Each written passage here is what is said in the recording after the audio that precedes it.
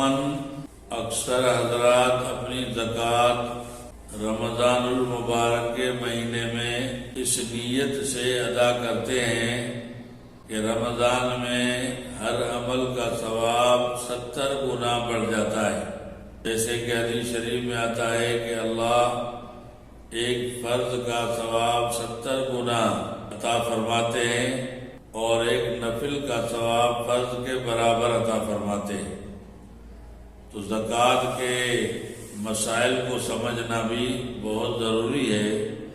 رمضان المبارک کا مہینہ بھی قریب آ رہا ہے، لہذا زکوٰۃ کے بارے میں پہلا مسئلہ تو یہ سمجھ لیں کہ زکوٰۃ یہ عربی میں پاکیزگی کو کہتے ہیں، کیونکہ شریعت کے اندر یہ بات بارہا وارد ہوئی ہے کہ زکوٰۃ آدمی کے مال کو پاک کرتی ہے اور اس کی تطہیر کرتی ہے.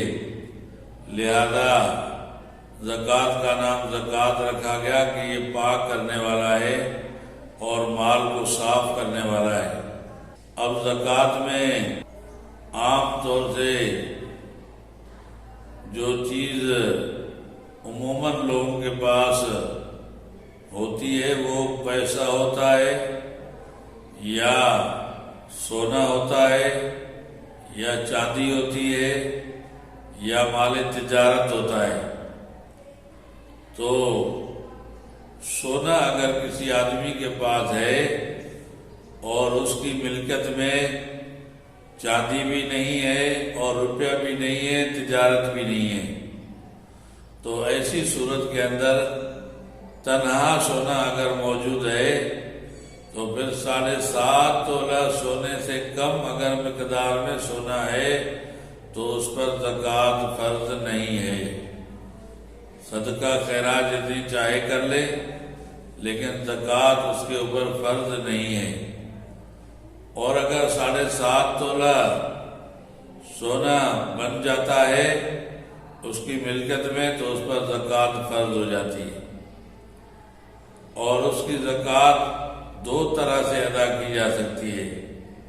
چاہے تو وہ آدمی اس سونے میں سے 40واں حصہ دے دے زکوٰۃ کے طور پر، 7.5 تولہ کا جو بھی 40واں بنے وہ 40واں حصہ دے، یعنی اس کو 40 حصے بنا کر 40واں حصہ دے دے، اور یا پھر اس کی قیمت لگا کر جو اس کی قیمت بنتی ہو اس کا 40واں حصہ دے دے.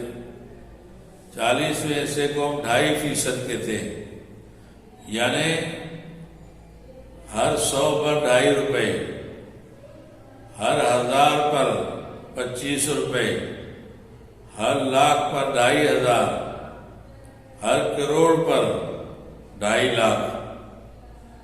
یہ 2.5% بھی کہلاتی ہے اور 40واں حصہ بھی کہلاتی ہے. یہ زکوٰۃ دینا فرض ہے اور زکوٰۃ کے نہ ادا کرنے کی صورت میں اس کی بہت بڑی وعید ہے. اور اگر کسی کے پاس ملکیت میں چاندی ہے اور چاندی کے علاوہ سونا، پیسہ، تجارت نہیں ہے تو ایسے آدمی کے لیے اگر کم سے کم چاندی کی مقدار 52.5 تولہ تک ہے تو اس پر زکوٰۃ فرض ہوگی. 52.5 تولے سے کم مقدار میں چاندی ہے تو اس پر زکوٰۃ فرض نہیں ہے. اور 52.5 تولہ ہونے کی صورت میں اس کا 40واں حصہ چاہے چاندی کی میں سے دے دے چاہے اس کی قیمت میں سے دے دے، وہ زکوٰۃ میں دینا لازم ہے اور فرض ہے، کیونکہ یہ زکوٰۃ اسلام میں فریضہ ہے. اور نماز کے بعد اللہ تبارک و تعالیٰ نے قرآن کریم میں زکوٰۃ کو بیان فرمایا کہ اقیموا الصلاۃ وآتوا الزکاۃ، نماز کو قائم کرو اور زکوٰۃ کو ادا کرو. ارکان اسلام میں سے یہ تیسرا رکن ہے اور نماز کے بعد یہ دوسرا رکن ہے.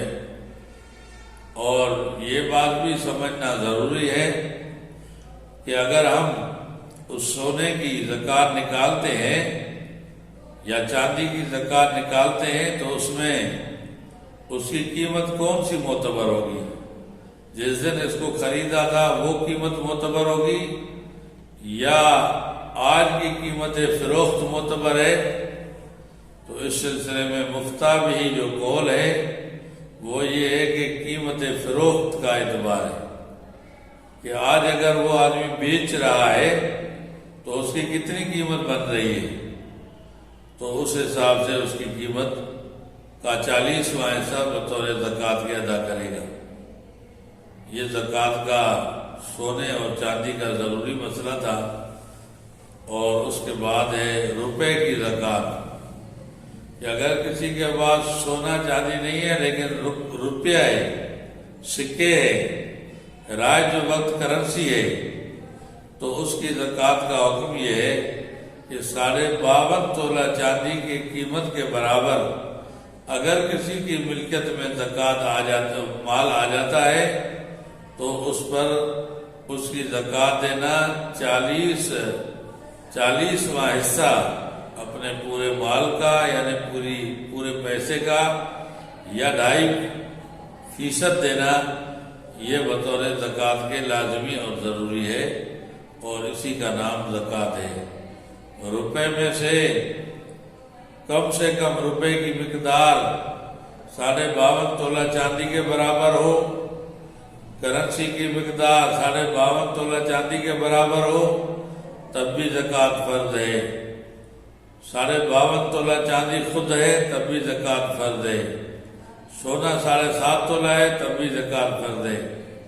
ایک مسئلہ اور سمجھنا بھی ضروری ہے کہ بعض مرتبہ بعض لوگوں کے پاس نہ چاندی 52.5 تولہ ہوتی ہے نہ سونا 7.5 تولہ ہوتا ہے، تھوڑا سب میں سے ہوتا ہے، تھوڑا سونا ہے، تھوڑی چاندی ہے، تھوڑا پیسہ ہے، تھوڑی تجارت ہے، تو اس کے لیے حکم یہ ہے ان سب کو ملا کر اگر 52.5 تولہ چاندی کے برابر بن جاتا ہے تو اس پر زکوٰۃ فرض ہوگی۔